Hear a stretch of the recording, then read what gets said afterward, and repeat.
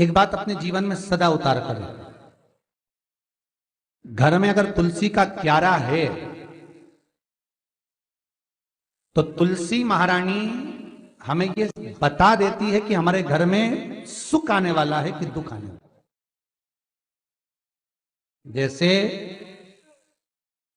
शनि अपना प्रकोप दे रहा है या शनि उतर रहा है, ये किसी से पूछने की जरूरत नहीं पड़ती, अपने आप मालूम पड़ जाता है। कैसे? शनि कथा अगर आपने सुनी हो तो उसमें व्याख्यान आता है शनि कथा में, पांव की चप्पल बार बार टूट रही हो, कमर से नीचे जो वस्त्र पहने हो वो फट रहे हो, कहीं पजामा है, धोती है, आदि वस्त्र हैं, कपड़े हैं, वो अपने आप फट, आज के जमाने में तो फटे फटाए पहनते हैं लोग, फैशन। उसकी गारंटी नहीं है, उसका हम वर्णन नहीं कर रहा। हम जब पहनते हम समझ जाते हैं इसको शनि तो ऑलरेडी लगा ही हुआ। जब उनका घुटना घुटनी सब फटा हुआ दिखता है तो उसमें लग जाता है कि शनि पहले से लग गया बापड़ा, उनके पहने से तो मालूम पड़े। शनि का नियम है, शनि कथा कहती है पांव की चप्पल बार बार टूट रही हो, घिस गई हो, बद्दी टूट रही हो, कुछ कर रही हो, और अगर कमर से नीचे जो वस्त्र पहने हो वो अपने आप फट रहे हो, समझ लेना कि शनि पांव से प्रवेश कर रहा, मतलब अपनी प्रखरता शनि दिखा रहा। किसी मंदिर में गए महाराज और वहां जाने पर चप्पल चली गई तो समझ लेना शनि की कुदृष्टि अब पड़ना बंद होना चालू हो गया। कितना सुंदर कहा है महाराज। जूता चप्पल आज के जमाने में तो फैशन हो गई साहब, घर की चप्पल अलग होती है, बाहर की चप्पल अलग होती है। लोग घर में चप्पल किचन तक में पहन के जाते हैं। अरे पानी ले जाओ सीओर से। रसोई घर में लोग चप्पल पहन कर जाते हैं, जहां भगवान का प्रसाद बन रहा है, जहां अन्नपूर्णा निवास कर रही है, और पूछो तो कह किचन की चप्पल है तो माथे पे रख लो। तुम अपनी मां को जरूर देखना है एक बार, वो बूढ़ी मां कितनी बार किचन में चप्पल पहन कर गई, मुझे जरूर फोन कर कर बताना। बूढ़ी मां रसोई घर में आज भी बिना चप्पल के जाती है, और बहुओं की कहीं एड़ी नहीं फट जाए, ठंड नहीं बैठ जाए, इसलिए ये रसोई घर तक में चप्पल पहन कर जाती है। सूर्य नारायण की कथा पढ़ना, शनि महाराज की कथा पढ़ना, और गरुड़ पुराण की कथा पढ़ना, जिन जिन कथाओं का हम व्याख्यान करें उसको पढ़ना जरूर हो। क्या लिखा है? घर के अंदर जब चप्पल जाती है, रोग, बीमारी, कष्ट, तकलीफ चालू हो जाती है। तुमने चप्पल क्यों पहनी? ठंड नहीं बैठ जाए, रोग नहीं बैठ जाए। घर के अंदर उतना बढ़ गया, एक कालीन बिछा दो, एक दरी बिछा दो, मोटा आसन बिछा दो, जिस पर तुम चल लो।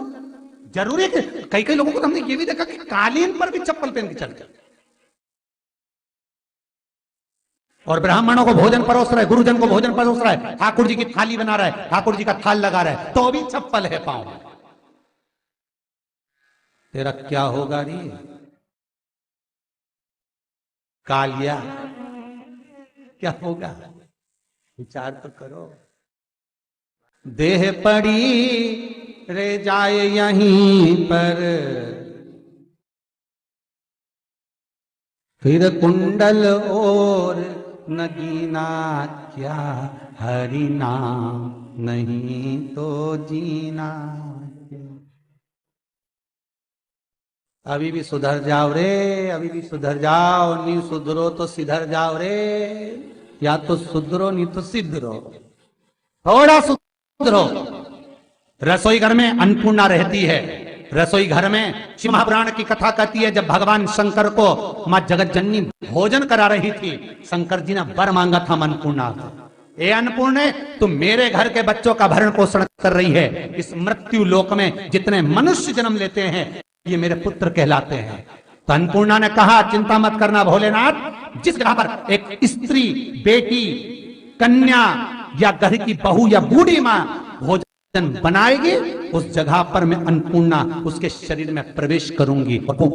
रसोई घर नहीं होगा, वो मेरा और तुम्हारा मंदिर कहलाएगा। अब मंदिर में चप्पल पहनकर भोजन का निर्माण करना, ये श्रेष्ठता है। एक आसन पटक लो आप रसोई घर के अंदर, जिस आसन पे खड़े होकर आप भोजन बना लो, मोटा सा आसन रख लो, चप्पल की जरूरत ही नहीं। श्रीमद् भागवत कथा कर रही है तुलसी का मात्र, तो शनि अपनी दृष्टि बता देता है। शास्त्र कहता है जब घर के अंदर प्रवेश करने के, जब आप घर में प्रवेश करें तो एक कोने में चप्पल को उतार दें। बाहर जगह नहीं है तो घर के अंदर प्रवेश कर लेफ्ट में चप्पल को उतार दें, और 7 या 3 कदम के अंदर चप्पल उतर जाना चाहिए घर के अंदर भी। और उसके बाद अगर चप्पल अंदर प्रवेश कर रही है तो राहु केतु शनि के साथ प्रवेश करते हैं, जिसके घर में बीमारी कभी पीछा नहीं छोड़ती। शनि कथा, सूर्य की कथा का स्मरण करिए, आपको मालूम है, पहचान हो जाता है। महाराज तुलसी बता देती है कि आपके घर की दशा क्या है। बार बार जल डालने के बाद भी तुलसी सूख रही है, बार बार आप पूजन कर रहे हैं, पाठ कर रहे हैं, तो भी तुलसी के दल सूख रहे हैं। तुलसी बता देगी कि तुम्हारे घर में तकलीफ आने वाली है, कष्ट आने वाला है, सूख रही है। किसी ने जरूर कुछ ना कुछ ऐसा है कि इसमें घर में कुछ तकलीफ आएगी, तुमने लगाया फिर सूखी, फिर लगाया फिर। तुलसा महारानी बता देती है कि कष्ट है।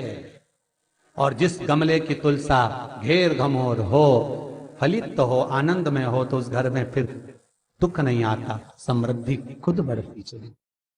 जिन शंकर भगवान को आप जल चढ़ाते हो, जिन ठाकुर जी से आप लाड लड़ाते हो, जिन भगवान कृष्ण का आप स्मरण करते हो, राधा रानी का आप नाम जाप करते हो, जिस परमात्मा का आप भजन कर रहे हो, कीर्तन कर रहे हो, नाम जाप कर रहे हो, नाम स्मरण कर रहे हो, उससे तुम्हारा एक संबंध होना चाहिए, एक रिश्तेदारी होना चाहिए। और उससे जब तुम्हारा कोई संबंध रहेगा, उससे जब तुम्हारी कोई रिश्तेदारी रहेगी, तो उस रिश्तेदारी में जैसे ही आपके प्राण छूटे, और छूटते से ही आप जब गए, तो जाते ही आप कहोगे कि कृष्ण से मेरा ये संबंध है, वो मेरा पुत्र, वो मेरा भाई, वो मेरा बेटा, वो मेरा सगा, वो मेरा रिश्तेदार, वो मेरा कुटुंबी, वो मेरा पुत्र। जब कहोगे तो तुरंत प्रवेश हो जाए। महाराज भगवान से संबंध होना चाहिए। कई लोग भगवान को सवेरे से रिझाने बैठते हैं तो भगवान को बनी बनाई बात कहते हैं, ये पाठ कर लो, ये पाठ कर लो, ये पाठ कर लो, ये स्तुति कर लो, सारा बना बनाया। तुमने अपने दिल से कौन सी स्तुति गाई? तुमने अपने दिल से कौन सा भगवान को निवेदन करा, कौन सा नमन करा? बस सवेरे उठना है, नहाना है, भगवान के सामने जाना है, भगवान को नहलाना है, कपड़े पहनाना है, अगरबत्ती लगाना है, थोड़ा सा शक्कर का भोग लगाना। इतने सारे देवी देवता, शंकर जी, राम जी, गणेश जी, सारे देवता, और 2 खुरमा लेके आए, 1 बालूशाही लेके आई, 2 मठरी लेकर आ गए, 1 मठरी लेकर आ गए, और भगवान को इतनी सी कटोरी में रख दिया। अब बोले, कई लोगों से पूछा, इतनी सी कटोरी में 1 मठरी, 1 खुरमा, और रोज मठरी खुरमा एक साथ नहीं रखती। वो तो आज दिन मठरी का भोग लगा दिया, कल खुरमे का लगाएगी, परसों गुजिया का, परसों पपड़िया का, कोई डब्बे में भरे भराए रखे, रख दिया। और 1 लड्डू रोज लगा देगी, इतना बड़ा। तो पूछा, इतना सा लड्डू और इतने सारे भगवान कैसे खाते होंगे? तो क्या भाव से। तो हमने कहा, तुम भगवान को क्यों? बहुत दुख है गुरु जी, बहुत